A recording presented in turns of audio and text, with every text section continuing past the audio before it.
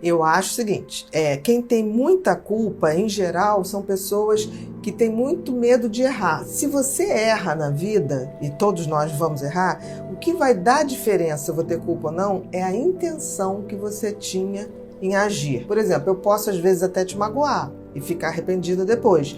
Mas se eu tenho certeza que a minha intenção ao te falar alguma coisa foi genuinamente amorosa ou cuidadosa, eu vou ter condições depois de te pedir desculpas, né? E eliminar minha culpa. Então a gente tem que agir com a intenção certa. Porque a intenção certa faz com que qualquer culpa que surja depois, você tenha consciência que você fez o seu melhor, mesmo que não tenha sido o mais oportuno ou o mais agradável. Mas isso não quer dizer que a gente sai falando para as pessoas tudo de qualquer jeito. Eu posso ter coisas interessantes para falar para alguém, mas eu tenho que arrumar um jeito de falar. Se eu falhar, eu tenho que me garantir na intenção. Quando a intenção é boa, tudo é possível de ser resolvido e de abrandar a culpa. Agora, se eu não construo uma intenção antes de fazer alguma coisa, a possibilidade de culpa é muito grande. A culpa é um sentimento que vem da percepção que você falhou com alguém ou com você mesmo, ou que você imagine que o outro achou que você falhou. Então, assim, a culpa está sempre relacionada a algo do passado, né? Porque é algo que você deixou de fazer ou fez e se arrependeu. Então, é um sentimento. Sentimento é sempre um pensamento que vem de uma emoção. Então, você tem a emoção de ter falhado. Então, você tem um sentimento de culpa. A gente tem que ver, porque, assim, tem gente que sente culpa de coisas reais, de ter feito uma coisa que se arrepende e sente culpa. Agora, tem gente que sente culpa daquilo que nem fez.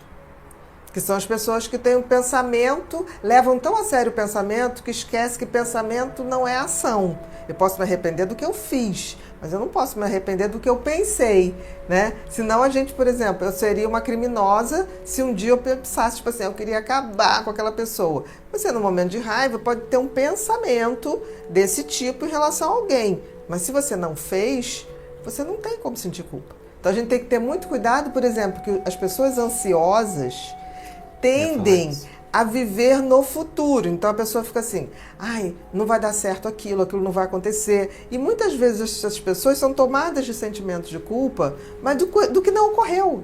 A culpa vem antes da ansiedade? Olha, se for uma culpa legítima, baseada naquilo que você fez e se arrependeu, vem antes. E aí você pode ficar ansioso até em obter um perdão com alguém que você falhou. Isso é bem comum.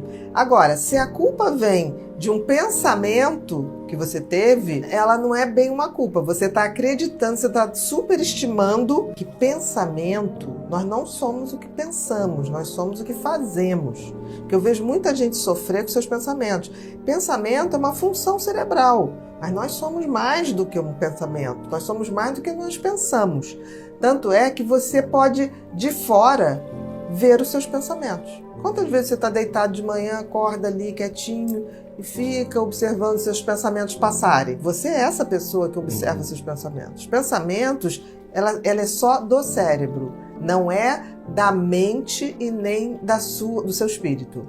Então, a gente tem que começar a entender que nem todo pensamento traduz o que a gente é. Nós não somos o que pensamos. Até porque, por exemplo, a gente não pode esquecer que a gente tem, no mínimo, a tal das 3 dimensões, né? O corpo, a mente e o espírito. E eu costumo dizer o seguinte, se você não tiver o teu espírito ligado no sentido de você observar seus pensamentos, você não tem a tal da intenção, da intuição na hora de agir. Então não dá para desconectar as coisas. Nós somos seres pelo menos tridimensionais. E não lidar com isso, talvez seja a grande capotagem que a gente vem tendo durante todo esse tempo. Obrigado, Bia. Nada, meu querido.